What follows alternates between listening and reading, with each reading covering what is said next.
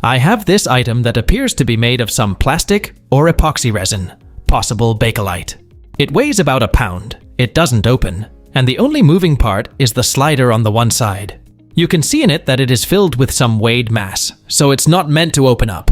I got it as part of a box lot in an auction, and I paid $1 for the whole box of stuff. I'm looking forward to someone figuring it out. It's a pharmaceutical powder folder made in England circa 1850, an intriguing object used solely to create uniform creases in paper used for prescription powders. This would be seen in every pharmacy in the 19th century and going into the 20th century. Powder folders were used in this era by pharmacists to package powders into folds of paper for their customers in the days before we had machines to make them. They would have used this to get the same width on every packet. The base is heavy, and the arms can be adjusted for different size packets. The papers would be folded with the powder inside, so then you get the same width on every single paper, and the same dosage every time. Sharp creases also helped the powder packets stay closed. I am a pharmacist, and I have one of these on my shelf at home. What is this silver thing that screws open about the size of a finger? I inherited this, but our family can't figure it out. It says XXX on top, and I'm not sure what it means. It can stand up, and some angels are depicted. Any ideas? It's an 18th century bodkin case. A bodkin is a thick, medium-length needle, which has either a rounded and blunt or a pointed end. And the XXX are the 3 St. Andrew's crosses from Amsterdam's coat of arms, meaning it was made in Amsterdam. What is this silver contraption fairly heavy to hold? It was found in the basement of an old house built around the 1920s. It's branded Asprey London on the bottom, and it looks like it has some burnable fabric inside. Any ideas? It's a Victorian heater for curling tongs. The bottom part had a wick and burning alcohol. The 2 clamps were opened, and the curling tongs balanced on them with the curling part over the wicks, which were then lit, and the curling tongs heated to the desired temperature and then used to curl ladies' hair by the lady's maid who would be traveling with her. What is this light metal object found in a New Jersey crawl space? The crawl space was built in the 60s, and the object was found right at an exterior entrance to the crawl space, so it could have come from the dirt outside too. It's quarter-sized and may be made of aluminum. Does anyone have a clue what this could be? It's a bottle cap that has not been pressed into place on a bottle. Looks like old homebrew supplies. Traces back to Jimmy Carter, legalizing homebrewing. Sort of a patriotic thing back in the day. American flags are still very popular themes for homebrew bottle caps. Here's one for sale on eBay for $4.99. What is this box with tools inside that looks like for carving or polishing metal or keys? It is roughly the size of a shoebox. It's made of wood, the main cylinder is steel, and the rest of the pieces are made of different materials, but mostly steel. It was bought from a second-hand shop in the south of France, and I guess 40 to 50 years old. Any ideas?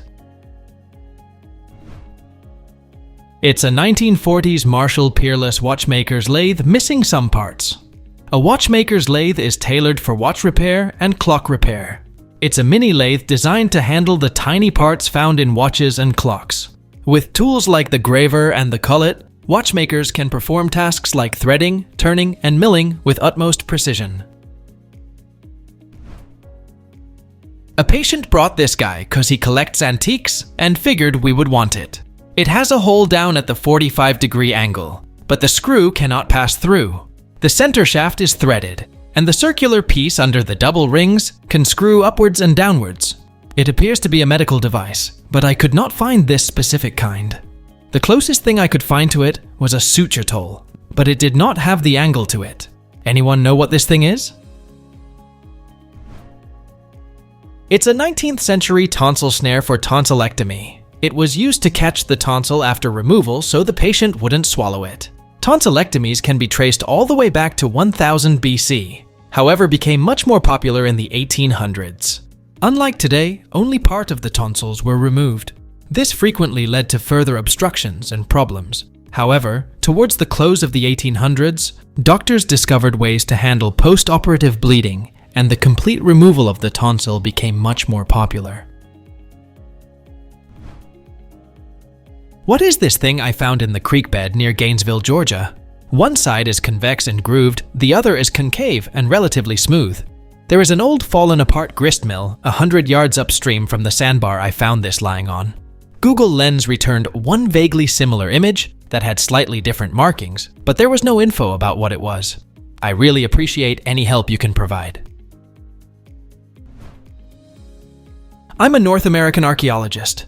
It's a cord-marked pottery from 350 to 1500 AD, an early form of a simple, earthenware pottery of Native American origin. It allowed food to be stored and cooked over fire. It was a hand-shaped clay pot that has small broken shell pieces to help strengthen the material. The external surface has cord marking, which was applied by lightly hitting the new clay surface with a stick wound with cording. The rough surface that was created made it easy to hold onto the vessels, particularly when wet or greasy. It also allowed a more effective transfer of heat from a cooking fire to the contents of the pot compared to a vessel with a smooth exterior. What is this metallic pendant-like object found while metal detecting in a yard in western Arkansas? Perhaps some kind of medal of achievement, likely for horsemanship. Any ideas? You, sir, have found a pendant that once belonged to a member of the Pony Express. Upon some digging online, this logo can be seen on stamps and other memorabilia.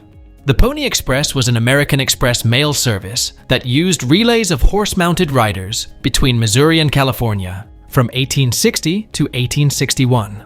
During its 18 months of operation, it reduced the time for messages to travel between the east and west US coasts to about 10 days. Their route was nearly 2,000 miles long overland, had about 190 stations, and required about 10 days to cover.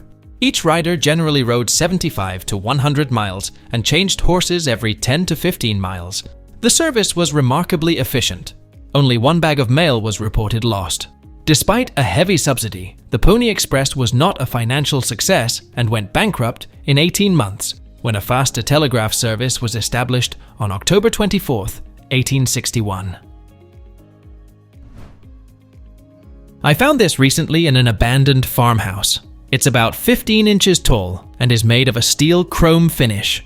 The base heats up when plugged in, and the top has a cloth cover and is pear-shaped. It is threaded into the top of the base and can be removed.